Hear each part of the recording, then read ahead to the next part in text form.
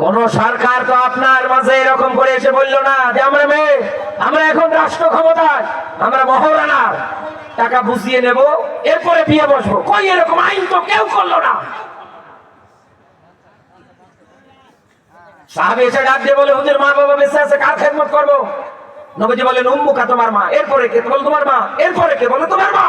তিনবার রাসূলুল মায়ের কথা বলার পরে চতুর্থবার গিয়ে বলেছেন তোমার বাবা। এ মায়েরা, ইসলাম আপনাদের এত সম্মান, এত মর্যাদা বাড়িয়েছে, যেটা আজ পর্যন্ত মানব প্রসিত কোনো বিধান দিয়ে সম্ভব না, কেউ দিতে পারবে না। 22 বছর পুরুষরা চালালেন দেশটা। এই 22 বছর আর 32 বছর যোগ করেন, এদেশে কি শান্তি প্রতিষ্ঠিত কেউ করতে পেরেছে? যেখানেই তাকাচ্ছি মাই, যেখানেই তাকাচ্ছি জুলুম, যেখানেই তাকাচ্ছি অন্যায়, আছে না নেই? আরো জোরে। আল্লাহর নবী আমার 1 থেকে 40 বছর বয়স পর্যন্ত, 17 বছর বয়সে গিয়ে হিলফুল ফুজুর সংগঠন তৈরি করলেন। নিজের ব্রেন বুদ্ধি দিয়ে মানুষের ভালো করতে চাইলেন, মানুষের পরিবর্তন আনতে চাইলেন সমাজে, পারলেন না, ব্যর্থ হলে। লোকজন তাকে আলামিন সাদিক বলে ডাকে, আমানতদার বলে ডাকে। 40 থেকে 63-তে গিয়ে সূরা বানী ইসরাঈলের 80 নম্বর আয়াতের ব্যাখ্যা বাড়িতে মিলিয়ে পড়বে।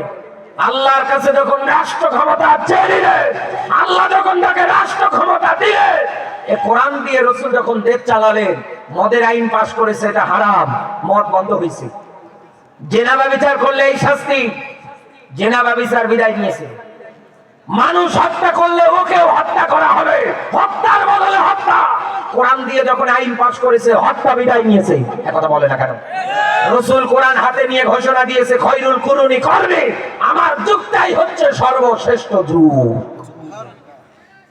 সানা থেকে হাজেরা মাউত পর্যন্ত সুন্দরী নারীরা তাদের যৌবন নিয়ে চলবে। পশু পাখির ভয় ব্যতীত, আল্লাহর ভয় ব্যতীত মানুষের কোনো ভয় তাদের অন্তরে থাকবে না। সম্পদশালী মানুষেরা তাদের সম্পদ নিয়ে বিজনেস করবে, ব্যবসা করবে, কেউ তাদের সম্পদ কেড়ে নেবে না, কেউ এসে চাঁদা চাইবে না। নির্ভয়ে তারা তাদের ব্যবসা চালিয়ে যেতে পারবে, কোনো মরার ভয় নেই। রাসূল করেছিলেন কি দিয়ে? আরো জোরে। 1 থেকে 40 এক পর্যন্ত নিজের প্রেম বুদ্ধি দিয়ে, জাতির অবস্থা দেখে এভাবে চলতে দেওয়া যায় না। কারণ রাসূল নবুয়ত পেয়েছেন কবে? 40 বছর বয়সে।